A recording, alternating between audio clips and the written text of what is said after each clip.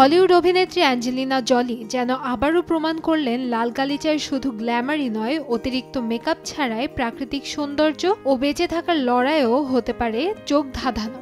2013 সাল থেকে ক্যান্সারের সাথে লড়াই করে আসছেন জলি। 50 পেরিয়ে শুধুমাত্র তার রূপই নয়, তার জীবন সংগ্রামও অনুপ্রাণিত করে হাজারো নারীকে। গেল শনিবার 18 অক্টোবর ইটালিতে 20তম রোম ফেস্টিভ্যালে জলির নতুন সিনেমা কাউচারের প্রিমিয়ারে রেড কার্পেটে ঝলমলে হাসিতে দেখা যায় তাকে। ওপেন ব্যাক গাউনে ফুটে উঠেছে তার পিঠ জুড়ে আঁকা নতুন ট্যাটু, যা তার জীবনের পুনর্জন্মের প্রতীক এবং স্বাধীন সত্তার বহিঃপ্রকাশ। অনুষ্ঠানের এক পর্যায়ে জীবনের সবচাইতে ভয়ানক সময়ের কথা তুলে ধরেন অস্কারজয়ী এই অভিনেত্রী।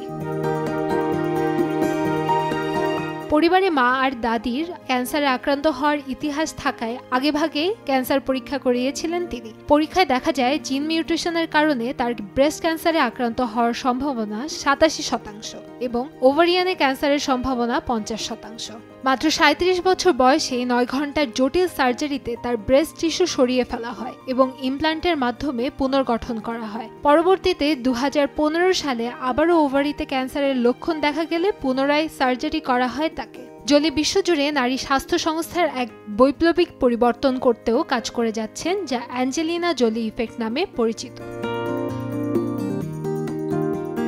জলির ব্যক্তিগত সংগ্রামের প্রতিচ্ছবি ফুটে উঠেছে তার নতুন ছবি কাউচারে। অভিনয় করতে গিয়ে তার মায়ের স্মৃতি, নিজের শারীরিক ও মানসিক যন্ত্রণার কথা মনে করে আবেগী হয়ে পড়েন তিনি। ছবিটি শুধু ক্যান্সারের গল্পই নয়, আত্মবিশ্বাস, জীবনযুদ্ধে লড়াই করে বেঁচে থাকার অনুপ্রেরণাও যোগায়। শুধু একজন অভিনেত্রী নন, 6 সন্তানের মা হিসেবে দায়িত্ব পালন করে যাচ্ছেন 51 বছর বয়সী এই সাহসী অভিনেত্রী।